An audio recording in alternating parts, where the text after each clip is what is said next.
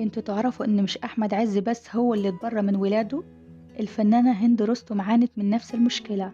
اتجوزت الفنانة هند رستم من حسن رضا، وفضلوا مع بعض 3 سنين، وكان حسن بيموت فيها. لكن اللي حصل بعد كده كان صدمة ليها.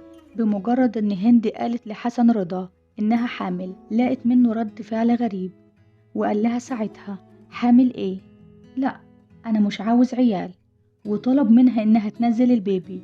هند رفضت بشدة وقالت له: لا طبعا، انا مش ممكن اقتل ضنايا. حسن قال لها ساعتها: يبقى كل واحد فينا يروح لحاله. الكارثة في الموضوع ان لما خلفت هند البيبي رفض حسن انه يعترف ببنته، وساعتها رفعت هند عليه قضية، وفضلت في المحاكم 4 سنين، لان حسن كان دايما بيعتذر عن حضور الجلسات زي ما احمد عز بيعمل بالظبط.